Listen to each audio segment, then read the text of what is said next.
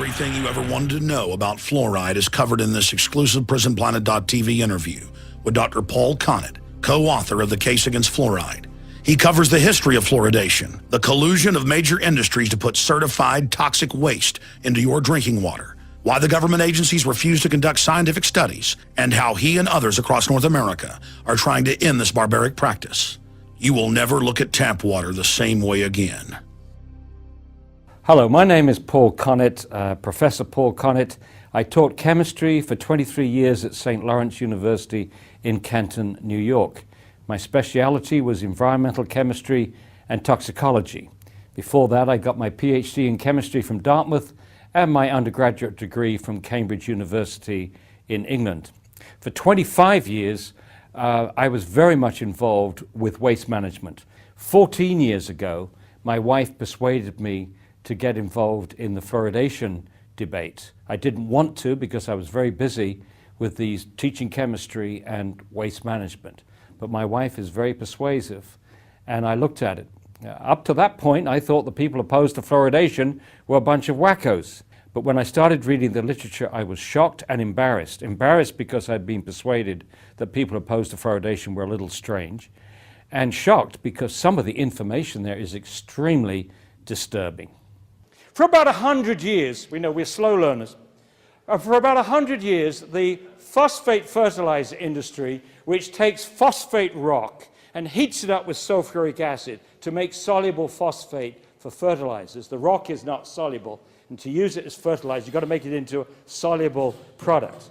They heat it up with sulfuric acid, and that drives off two gases, hydrogen fluoride and silicon tetrafluoride. These two gases decimated the vegetation in the areas of these plants. They crippled cattle. The cattle came down with skeletal fluorosis. We have pictures of this, videotapes of this. And in Florida, it damaged the citrus groves in the close proximity of the plants. So after 100 years, they said, whoops-a-daisy, I think we should remove those toxic gases. So they put a wet scrubber in, and all it consisted of was a spray of water.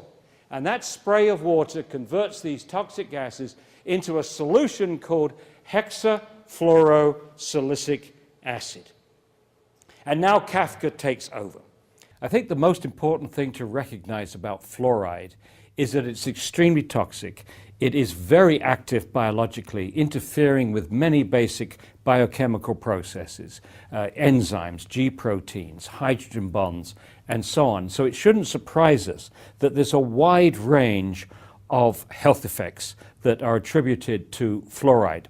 But the bottom line is that fluoride is extremely active biologically, that the first opponents of fluoridation going back to the 1950s were biochemists, including scientists like James Sumner, who won a Nobel Prize for enzyme chemistry. And incidentally, there is no doubt that fluoride damages health because millions of people in India, China, and parts of Africa have had their health ruined by fluoride. The people have been crippled by fluoride and many other health effects. The argument as far as fluoridation is concerned is there an adequate margin of safety between the doses which cause this known harm and incidentally documented in this report by the National Research Council published in 2006. Here a fairly independent, balanced panel looked at the literature for 3 years, and in this 507-page report and 1,100 references indicated that the EPA safe drinking water standard for fluoridation, for fluoride, is 4 parts per million. It's not safe, it's not protective of health, and needs to be lowered. But before I get into the health effects, let me explain my first concern, which remains my top concern. The level of fluoride in mother's milk, mother's breast milk, baby's first meal, is extremely low. It's 0.004 parts per million. That means a bottle-fed baby in a fluoridated community in the United States, where we fluoridate the water at 1 part per million, is getting 250 times higher dose of fluoride than a breastfed baby. And that is extremely disturbing. This is a hazardous waste. No question about it. It's not only hexafluorosilicic acid, but it's a lot of crap that Neil was talking about. It's got lead and arsenic and mercury and radioactive isotopes, maybe trace amounts. They can't dump that into the sea by international law. They can't dump it locally because it's too concentrated. But wait for it. If someone buys it from them, you take away the label hazardous waste, and it becomes a product. Becomes a product. And who's going to buy this stuff from them? Oh, our water department. So the water departments buy this hazardous waste, it becomes a product, and now they put it in our drinking water. And now, let me go through the list of health concerns. Some of them are more certain than others. Let me begin with the certain one. Dental fluorosis. Fluoride causes a discoloration, mottling of the tooth enamel. When this practice began in 1945, the promoters of fluoridation thought they could limit dental fluorosis to 10% of the children in its very mild form. And the very mild form has little specks of white, opaque patches on the cusp of the teeth, up to 25%. And they thought that only dentists would notice this, and was an acceptable trade-off with what they thought would be a lowering of tooth decay. Well, in November of 2010, the Center of Disease Control told us that children aged 12 to 15 in the United States, 41% of them now have dental fluorosis. And not only the very mild, but the mild, which impacts up to 50% of the tooth surface, moderate, which impacts up to 100% of the tooth surface, and severe, where you not only have the whole surface impacted, but indentations, chipping of the teeth, and so on. And 3.6% of children aged 12 to 15 in the United States have either moderate or severe dental fluorosis.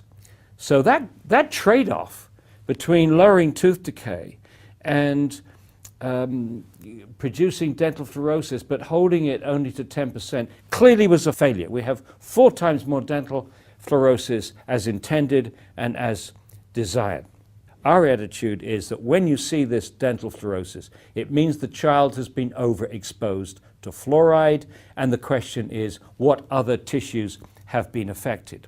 So let's start with the bone, because the teeth are a window into the bone. In fact, the teeth actually grow out of the jawbone.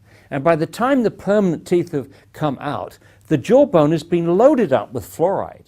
And so if you can see the damage to the growing tooth cells, what did the fluoride do to the growing bone cells during this 8, 9, 10 period? In fact, the first study that was published on this in 1955 indicated that the children in the fluoridated community, which was Newburgh, New York, had twice as much cortical bone defects as the children in the non-fluoridated community. Now, the cortical bone is the outside layer of the bone, and that's the layer, it's a lamellar structure, and that part of the bone is meant to protect against fractures.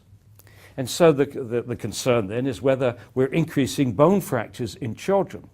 Well, we had to wait until 2001 before someone investigated this, and the researchers in Mexico found a linear correlation. As the severity of dental fluorosis went up, meaning the amount of fluoride the child had been exposed to before the permanent teeth had erupted, as that went up, so did bone fractures in the children. And it was quite striking. When you go from no dental fluorosis to very mild dental fluorosis, it doubled. The bone fractures doubled. Very mild to mild, doubled again. Mild to moderate, doubled again. The next concern about bone is that the first symptoms of bone poisoning in an adult are just like arthritis, stiff joints, pains in the joints, pains in the bone. In the United States, we have 1 in 3 adults now with some form of arthritis. And if you ask a doctor what's causing it, they will say, well, we don't really know, but we think it's got something to do with aging. Well, what also parallels aging, of course, is the number of years you spent in a fluoridated community, 10 years, 20 years, 30 years, 40 years, 50 years. eventually 60, 70, and so on. The next concern is as the fluoride continues to build up in the bone, and I should say that up to 50% of all the fluoride that we take in each day accumulates in the bone. The fluoride is bioaccumulative. The bones get more brittle. And another major concern is increased hip fractures in adults. A studies done in China, as documented in this National Research Council report, and we further elaborated in our book, The Case Against Fluoride, indicates that levels as low as 3 milligrams per day, that's 3 liters of fluoridated water per day, may increase hip fractures in the elderly. Now, my major concern is not the bones, although I think that's significant. My major concern is the brain, because when the baby is born, the blood-brain barrier is not fully formed. We think the blood-brain barrier keeps fluoride out of the brain most of the time, but for the first half year of the baby's life, the fluoride can get into the brain. And this is not the time, in my view, and the view of many other scientists, that a baby should be exposed to fluoride at 250 times the level in mother's milk. There have now been over 100 animal studies which shows that fluoride damages the brain. There have also been 23 IQ studies, most of them from China, but one from India, one from Iran, and one from Mexico, which show an association between moderate exposure to fluoride and lowered IQ in children. And I actually visited the villages where one of these studies was done. It was a very good study. They controlled for lead, they controlled for iodine. Most of the villages were almost the 2 villages were almost identical, except for the fact that their well water was different. And the author of this study estimated that the IQ would be lowered at 1.9 parts per million. And that offers no adequate margin of safety for children drinking water at 1 parts per million when you consider the massive range of sensitivity to any toxic effect, and the fact that once you put fluoride in the water, you can't control the dose. Another concern, which many of us have had for many years, is fluoride's impact on the thyroid gland. For between the 30s and the 50s, doctors in Argentina, France, and Germany were giving patients with hyperthyroidism, overactive thyroid gland, sodium fluoride tablets to lower thyroid function. And the doses that they were using were between 2.5 and 4.5 milligrams per day, which is exceeded by many people drinking fluoridated water. For example, the Institute of Medicine actually advises people to drink 3 liters of water a day. So clearly then they would be in the range for lowered thyroid function. And once again, as in many of these other issues, the fluoridating countries, including the United States, are simply not doing the studies. They're not investigating to see if there's a relationship between fluoridation and lowered IQ, fluoridation and arthritis, fluoridation and hypothyroidism. Key health studies have not been done in fluoridated countries. If you don't look, you don't find. They would like to imply, because they don't see anything, there's nothing wrong, but if they're not looking, they won't find. You often hear the promoters say things like, oh, we've been doing this for 60 years. If there's any problem, we would know about it by now. Oh, no, you wouldn't, unless you were doing the studies. Another issue that came out in 1997 was a researcher in England found that fluoride accumulated in the human pineal gland. And the pineal gland is a little gland between the 2 parts of the brain, the 2 hemispheres of the brain. It's not protected by the blood-brain barrier. It has a high perfusion rate of blood, and it also is a calcifying tissue like the teeth and the bones. And so this researcher hypothesized that fluoride would be attracted to this tissue, this little gland, like a magnet. And sure enough, when she investigated, the average level of fluoride on these little calcium hydroxyapatite crystals was 9,000 parts per million, up to 21,000 parts per million, which means that this little gland has a higher concentration of fluoride than any other tissue in the body, including the bone. This researcher, Jennifer Luke, also did animal studies. And in the animal studies, she found that fluoride lowered the production of melatonin, the hormone that this little gland makes, and incidentally it only makes it at night, the hormone of darkness. This pineal gland reacts to light. Descartes called it the seat of the soul. Not only did it lower melatonin levels in these animals, but also shorten the time to puberty, which is absolutely consistent. Melatonin is thought to act like a biological clock, involved with timing of puberty, timing of aging, timing of jet lag and sleeping patterns and so on. Controls all kinds of things. And what they think happens with the child, at birth, the melatonin levels are high, and with childhood, they gradually lower, and at a certain point, the lowered melatonin levels trigger the production of the sex hormones, leading to puberty. Ironically, that first study that was published, which I already referred to in the bones, also recorded that the young girls in the fluoridated community, Newburgh, were menstruating on average 5 months earlier than the young girls in the non-fluoridated community. Now, they didn't think that was significant at the time. Now, with Jennifer Luke's work, it is clearly takes on a new perspective. Kids now are reaching puberty 7, 8, 9. It has people very, very worried. But once again, the fluoridating countries have made absolutely no effort to reproduce Jennifer Luke's work. It is not difficult. They could have done it easily. The Department of Health and Human Services has adopted to this, quote, sacred policy of fluoridation is to deny,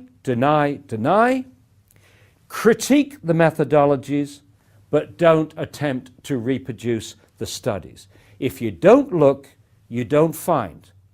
And they're using the absence of study as if it was the same as the absence of harm, which is absolutely ridiculous, utterly irresponsible. So now they're giving every indication, particularly the Center of Disease Control that avidly promotes fluoridation around the United States, and around the world for that matter.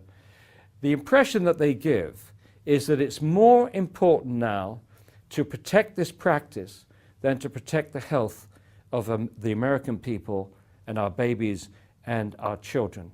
It's almost as if the teeth have become the most important tissue, the most important organ in the body, instead of our brains, instead of our thyroid glands, instead of our pineal glands, instead of our kidneys. Obviously, we would like to get fluoride out of Austin, which would have national and international significance if we could pull that off. And you've got a lot of good people working to that end. But it's not going to happen overnight. It may take 1 or 2 years to get that. In the interim, what we want, and what we asked the commissioners this morning and asked the council members a couple of days ago, was please insist that the water department puts a warning notice to parents that they should not use fluoridated tap water to make up baby formula. Then you have to ask the question, well, do the benefits outweigh the risks? So we got all those risks that I went through. We put those in one scale pan. Now let's have a look at the benefits. Well, first of all, you cannot find a difference in tooth decay today between fluoridated countries and non-fluoridated countries, between fluoridated states and non-fluoridated states, and a recent study in New York between fluoridated counties and non-fluoridated counties. And the largest survey ever conducted in the United States in 1986-1987 by pro-fluoridation researchers working for the National Institute of Dental Research, they looked at 39,000 children in 84 communities. And the biggest difference that they could find between children who had lived all their lives in a fluoridated community compared to children who lived all their lives in a non-fluoridated community was a saving of 0.6, 6/10 of one tooth surface. Not one tooth. There are between 4 and 5 surfaces to a tooth, depending on whether you're talking about the cutting teeth or the rest of the teeth. Between 4 and 5 surfaces to a tooth. Altogether, by the time all the teeth have come out in a child's mouth, there are 128 tooth surfaces. And we are saying that this huge experiment with the health of the American people is being justified on the basis of saving 0.6 of one tooth surface. And that is the largest study conducted in the United States on benefits. Fluoridation is one of the top 10 public health achievements of the 20th century. That statement is cited nearly every day somewhere in the world. And those people that are citing it don't realize that the paper on which it's based is junk science. It was written by a dentist that had never written anything on fluoridation before, and an economist. Those two people have persuaded the world that fluoridation is one of the top 10 public health achievements of the 20th century. What they should have told them, it's one of the greatest betrayals of the public's trust in the 20th century. The argument, which is the strongest argument, and has always been the strongest argument against fluoridation, and the one that Alex Jones knows so well, and that is that fluoridation is a violation of our informed consent to medicine. And if you don't know what that is, go to the webpage of the American Medical Association. They clearly explain what informed consent requires. It requires the doctor to tell the patient what the side effects might be, what the benefits are, and the patient is allowed to choose whether they take that medicine or not. He cannot, or she cannot, force the patient to take that medicine. They can advise you, but they can't force you. That right has been taken away from 180 million Americans. And what is happening now is whole communities, local governments, state governments, in some countries, federal governments, are doing to the whole community what an individual doctor can do to not one single patient, force them to take medication. Since 1945, the water supply has never been used to deliver medicine. Because once you put a medicine in the water supply, you can't control the dose, because you can't control how much water people drink. It also goes to everybody. You can't control who gets it. It goes to the very young, the very old, the people who are sick, the people who have poor kidney function, people who have poor nutrition. Now, there are some crazy doctors out there who are suggesting that we put lithium in the water supply to reduce suicides, and statins to reduce heart problems and so on. I don't think they're getting much traction, but the very fact that they're trying is worrying. Once again, you can't control the dose, and things like lithium have a very narrow range of sensitivity, so you can easily expose people to too much. In fact, before fluoridation, they did have an experiment where they put iodine in the water. And they had to stop immediately because some people were coming down with hyperthyroidism, too much iodine, not too little, but too much. So it's very rare that you can have a drug that you can say to people, take as much as you want. Go into your pharmacy and say, is there any drug that you don't have to control the dose? Is there any drug that you can give to anybody in the population, regardless of their health, nutritional status, or age? Is there any drug that you can give that has no individual supervision? Is there any drug that you can give that doesn't have the Food and Drug Administration collecting side effect data? And the answer to all those questions from a pharmacist is no, no, no, and no. It's a lousy practice. It should never have started. It should be ended as soon as possible. And whilst we're at it, that we should get banned off the face of the earth, these ridiculous products, which is so-called nursery water, designed to give to babies, and they put fluoride in it. So if you give your baby this, you're giving that baby 250 times more fluoride than that baby would get from mother's milk. You are in essence saying that Mother Nature screwed up on baby's first meal if you use this. Secondly, the Center of Disease Control in 1999 conceded that the major benefits of fluoride, if they exist, is topical. It works on the outside of the tooth, not from inside the body. So this is totally useless. Yeah, this is designed for the baby before their teeth have erupted. It doesn't touch their teeth. There's no topical benefit. There's only harm. There's only harm. It's utterly irresponsible, and I don't understand why it is that the Food and Drug Administration is not stepping in to ban this. This is unacceptable. Let me tell you another absurdity. This is like Monty Python, because the Food and Drug Administration has never regulated fluoride for ingestion, even though it's the most prescribed drug in American history. The FDA does regulate toothpaste. And if you look at the back of a tube of toothpaste, a fluoridated toothpaste, it says only use a small pea-sized amount. And then it says, this is the FDA warning, if more than recommended amounts of toothpaste are accidentally swallowed, then get medical help or contact a poison control center. Well, let's do a little bit of arithmetic.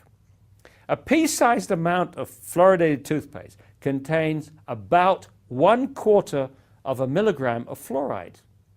Now, we fluoridate at 1 part per million.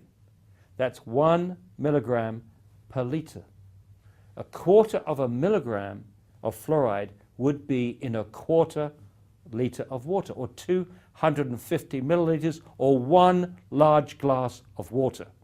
Okay, Monty Python, come in. Oh, I think you should put a notice over the tap. Don't swallow this water. And if you drink more than 1 glass of water, contact a poison center immediately. It is incredible. It's laughable.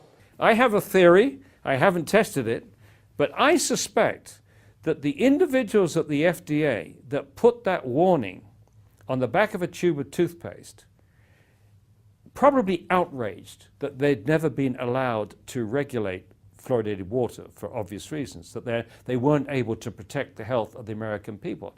And I suspect that they put that label on the toothpaste to sabotage the fluoridation program. A pea-sized amount of toothpaste is equal to 1/4 of a milligram of fluoride, which is equal to 1 glass of water.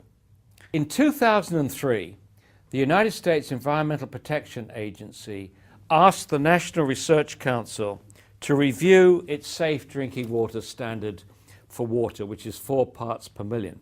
After 3 years, a balanced panel produced this 507-page report with 1,100 references. I was one of the only anti-fluoridation scientists that testified before this panel. They gave me 45 minutes immediately after the Center for Disease Control, and I'm happy to say that much of what's in this report vindicates what I've been telling communities for the previous 13 years or so. So they advise the EPA that this 4 parts per million standard was not safe and that they needed to lower it. And they recommended that the EPA determine a new standard which would require a health risk assessment.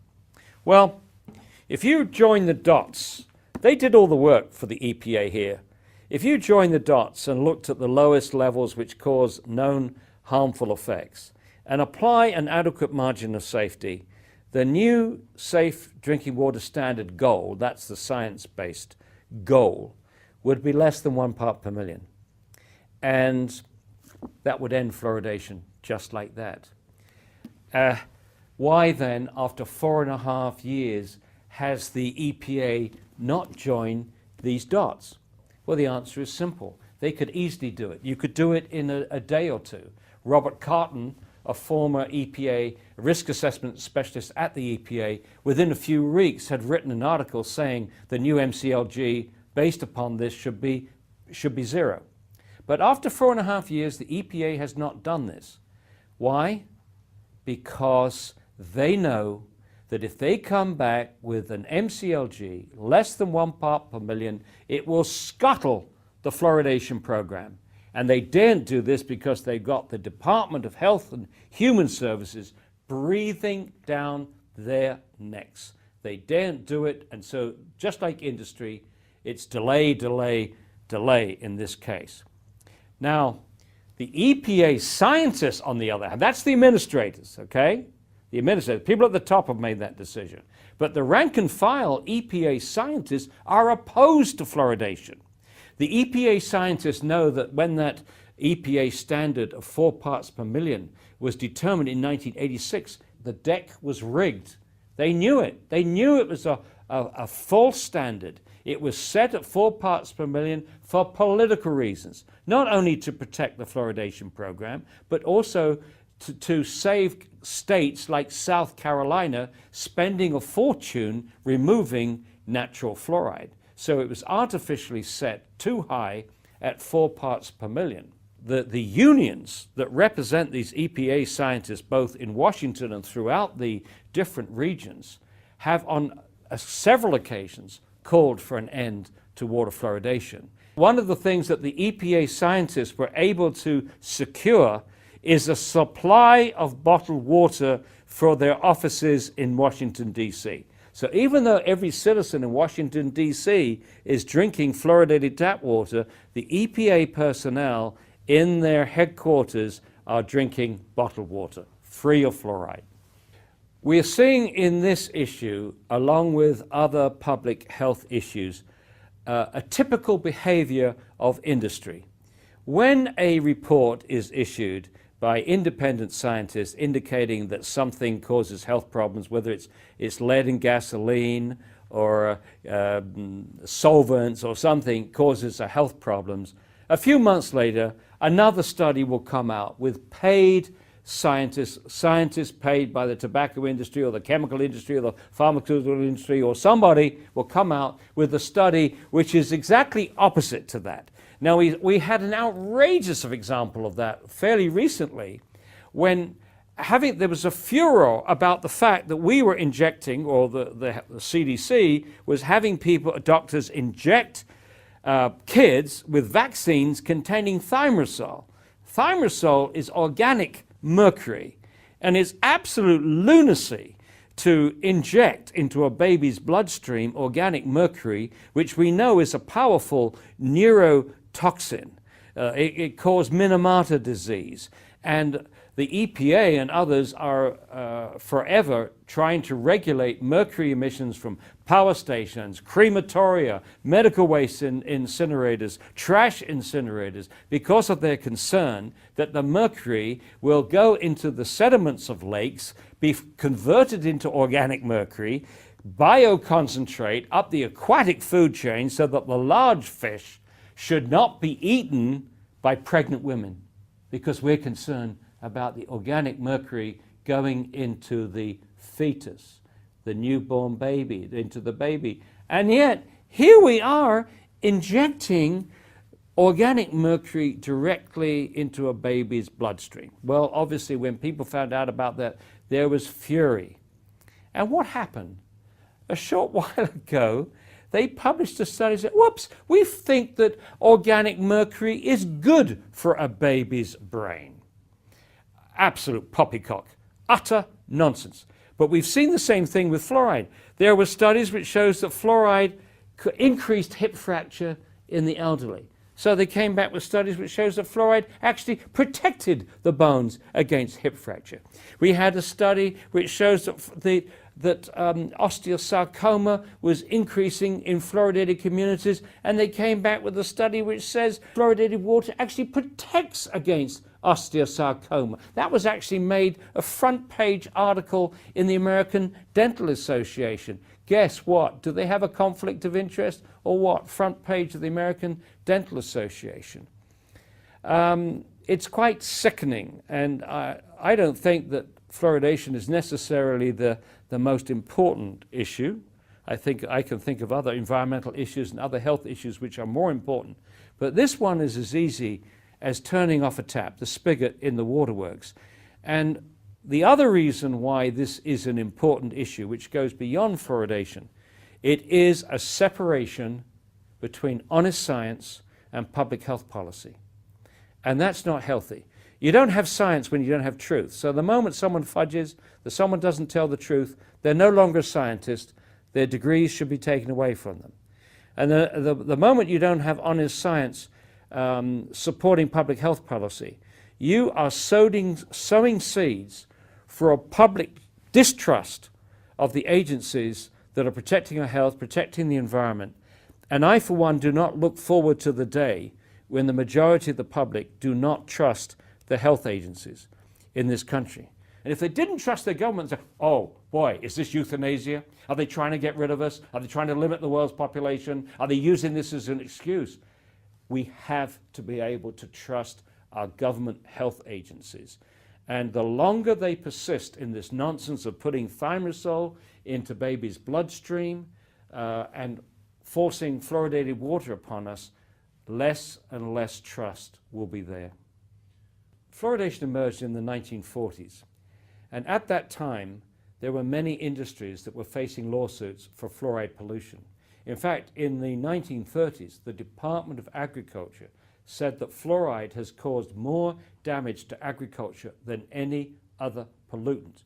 So many lawsuits were being confronted by the aluminum industry, the steel industry, ceramics, brickworks, oil industry, and the nuclear industry, because the Manhattan Project, the development of the nuclear bomb, was taking place in the 40s as part of the World War II effort and then the Cold War.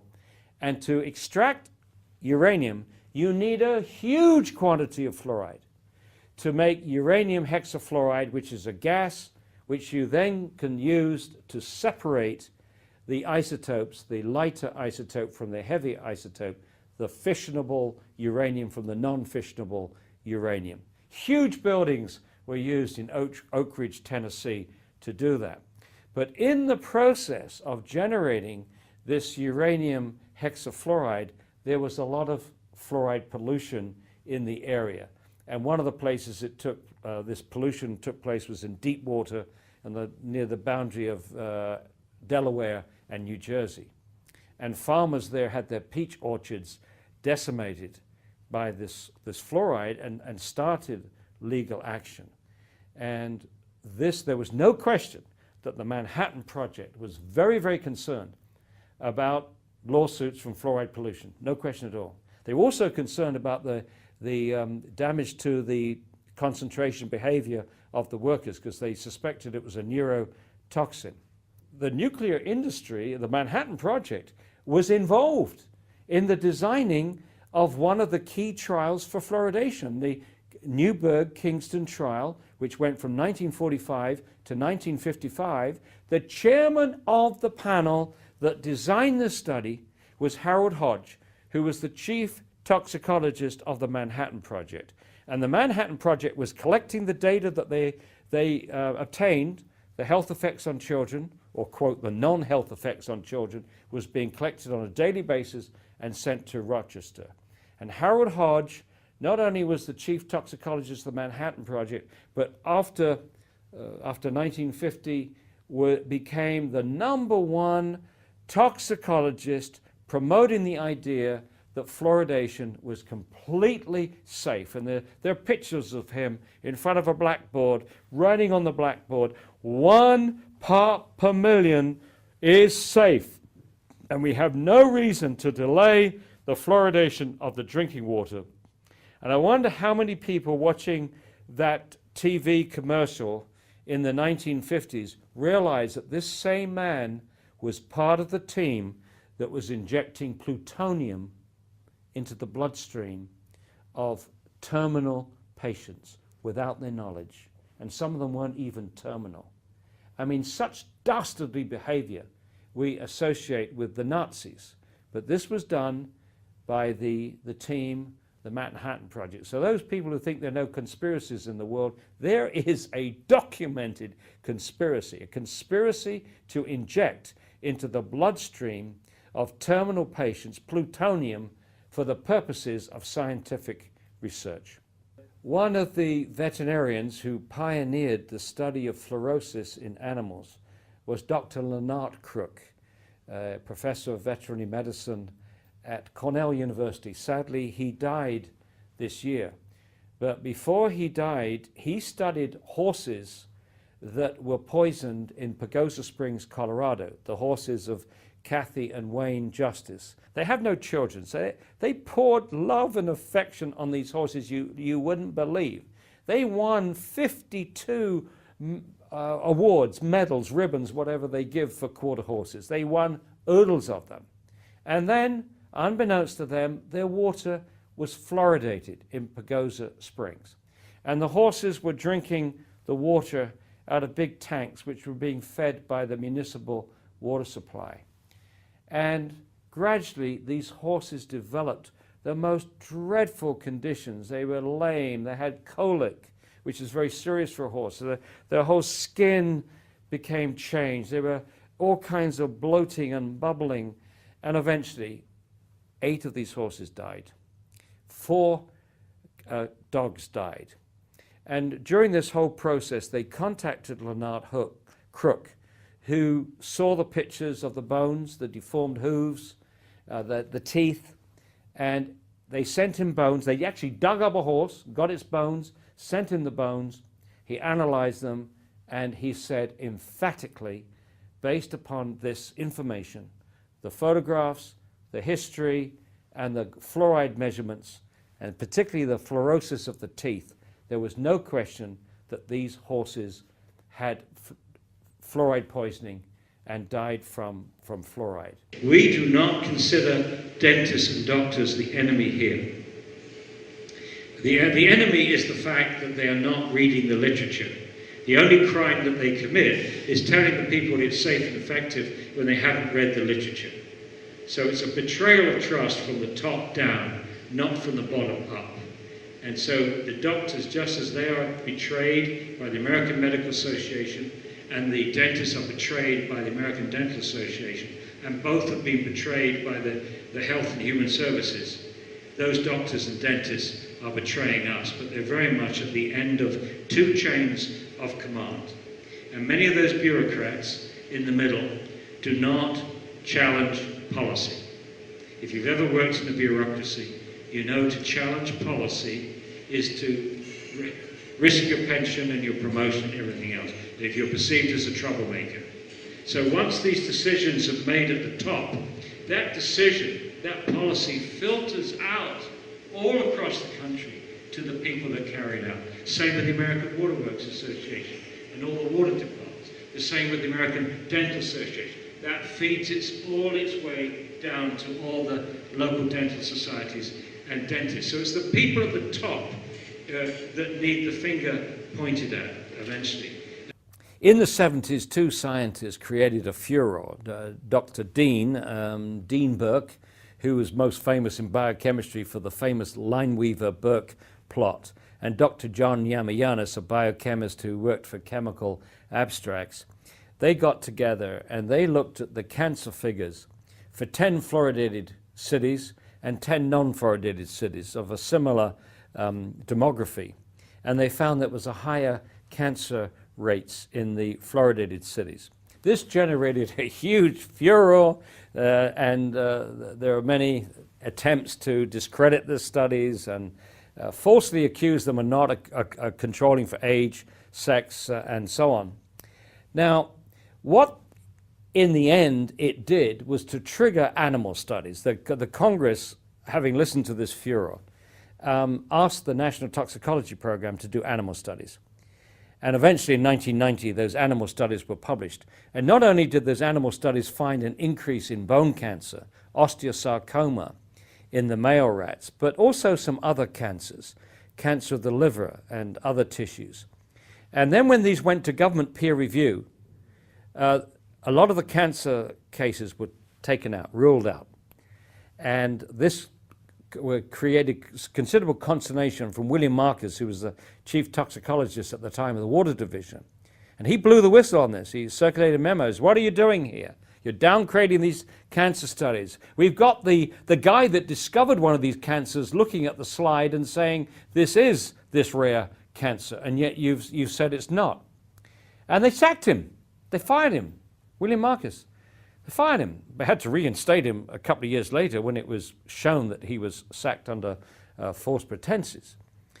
But shortly after they found this increase in osteosarcoma in the male rats, they found an increase osteosarcoma rates in the fluoridated communities in the United States compared to the non-fluoridated.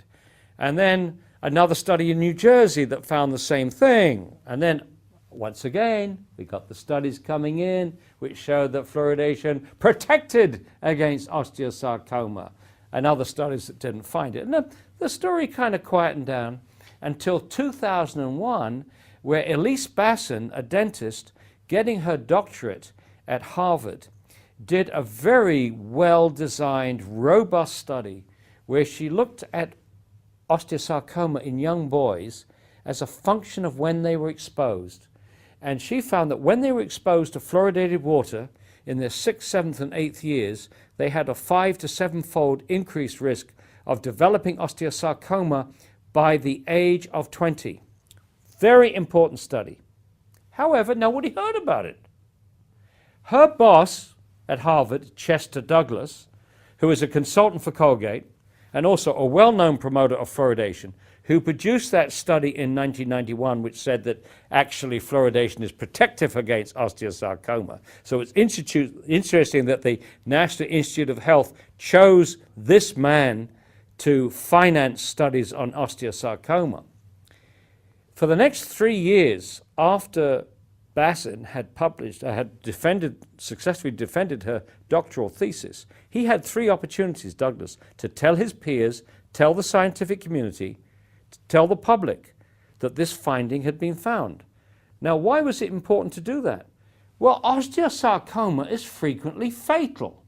And so now you've got evidence that fluoridation may actually be killing people. Not a lot of people. It may be just a half a dozen in the whole country. But nonetheless, if Bassin was correct, fluoridation is killing a few people. And how many teeth would you have to save to justify one child dying of osteosarcoma? Well, Chester Douglas in 2002, after 1 year after this discovery, went to England. He talked to the British Fluoridation Society, which promotes fluoridation, and said, my work found no association between fluoridation and osteosarcoma. Oops-a-daisy, somehow forgot to mention his graduate students' work who had found the very opposite. And when he wrote to the National Research Council, who asked him about his work, again he said, my work shows no relationship between fluoridation and osteosarcoma. This time he put Bassin's thesis as a footnote, so he's covering his rear end, except he didn't say that her thesis contradicted what he was telling the NRC. Then, in 2006, Elise Bassin published her thesis with 3 other co-authors in Cancer Causes and Control, peer-reviewed, published study. In the same issue of the journal, Chester Douglas put in a letter discounting her study, saying his largest study, eventually, his largest study would discount her findings and not to take them too seriously. I've never heard of a professor doing that to a graduate student before, but be that as it may, he promised the study for the summer of 2006, and we are still waiting. It's now the fall of 2010, nearly the winter of 2010. We are still waiting for Chester Goddo Douglas. We are waiting for Goddo. We are waiting for the study. Meanwhile, the promoters of fluoridation in Australia, in New Zealand, in England, in Canada, in the United States, in Israel, are using this promise of a study to negate concern about osteosarcoma. So much for their notion of what good science involves. You can use a promise in a letter to offset a well-designed, peer-reviewed and published study. And the US Public Health Service, incidentally, before any of these trials had been completed, and before there were any significant health studies published, endorsed fluoridation in 1950. So it wasn't scientific then. They didn't have the science. So obviously there were political forces operating then. And after the US Public Health Service endorsed, then in came the American Dental Association, American Public Health Association, eventually the American Medical Association. They all endorsed fluoridation, again, without the science on the table. Now, we mentioned some of the other things that happened in American history about this time. And Chris Bryson has written a brilliant book called The Fluoride Deception. And if you go to our webpage, you can see a 28-minute interview I have with Chris. It's very powerful. And basically, Chris's thesis, and he documents it very well, is there was collusion between the US Public Health Service and the Fluoride Lawyers Association. Now, there's something else happened that Chris didn't talk about. In 1949, The sugar lobby, the Sugar Research Foundation said, we need to find a way to reduce tooth decay without reducing sugar consumption. And then they poured millions of dollars into nutrition departments in Harvard, Michigan, and other places. And the professors, one in particular, Dr. Fred Stair, did yeoman service for this food lobby, extolling the virtues of sugar, that Coca-Cola was a nutritious drink. This is coming from Harvard now. Coca-Cola is a nutritious drink, and fluoridation was obviously the best thing since sliced bread. Not only good for children, but good for adults, protecting their bones. So that was sugar money. Also at the same time, you had the Manhattan Project, where a huge amount of fluoride is being used to develop the atomic bomb. But also there were releases, and they too were worried about lawsuits. A very important factor here is that one of the emotive arguments used by promoters for fluoridation is to convince the public that you have to fluoridate for equity. We have to fluoridate so that we can get fluoridated water to everybody. The high income, middle income, low income, particularly low income. So they make a point that low income children from low income families really need fluoridated water. The trouble with this is actually a pernicious document. It's as far from equity as you could possibly get. Because if you force low income families to have it or give it to low income families, they can't afford to avoid it. They can't afford bottled water for drinking and cooking.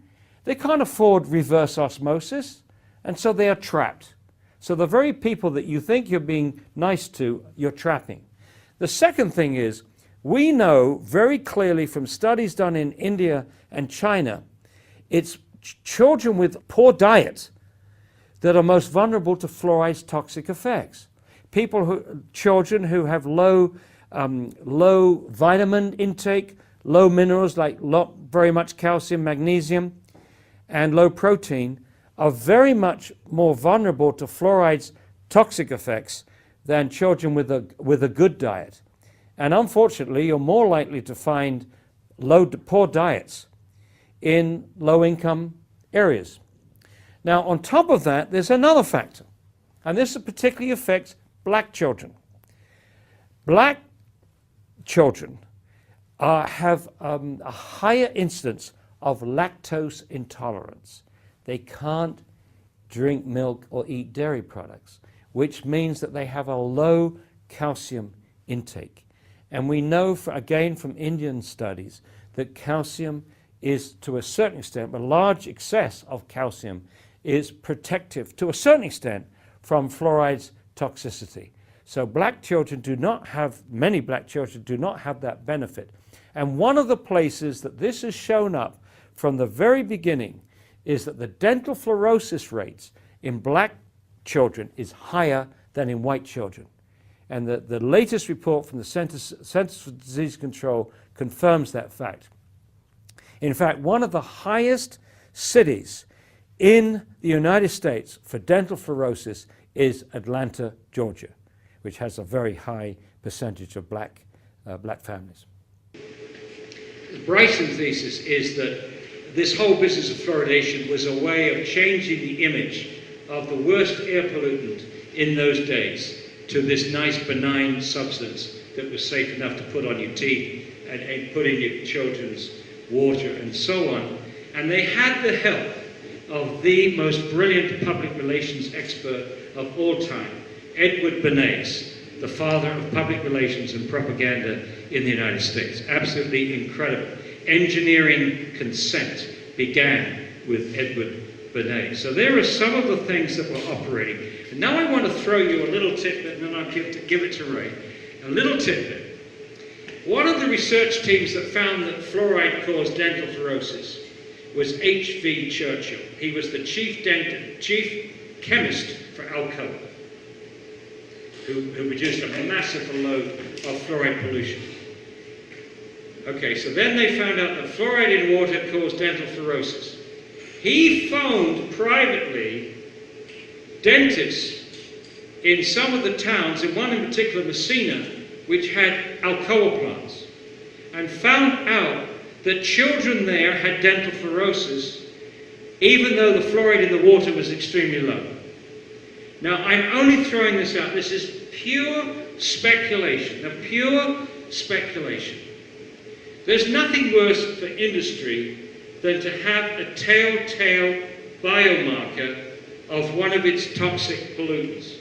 In lawsuits, it could be devastating. If you, the lawyer, can show that this family, the children have dental fluorosis, then you look around to see where the fluoride could come from, and if you're the only plant in the area that's producing fluoride pollution, you're in trouble. And you're in even deep trouble if someone can show something even worse than dental fluorosis, which I think they all suspected, by the way. Now, this is the speculation. And please, don't make too much of this. But it is nasty, but rational for Alcoa and other fluoride pollutants to want to fluoridate the water to give as many children dental fluorosis as they possibly could, so that nobody could identify their companies as the source of the pollution, as the source of dental fluorosis, and any other health events that was to occur in the future. That is total speculation. But I ask you to entertain the possibility. There's so many things wrong with fluoridation. First, it's unethical. You're forcing it on people that don't want it. That violates their informed consent. It's a lousy medical practice. You can't control the dose. You can't control who gets it and so on. Thirdly, the evidence that it works is very, very weak indeed. Most countries don't do it. Their tooth decay is just as good, if not better, than ours. There are many risks involved. The chemicals that they're using are not pharmaceutical grade.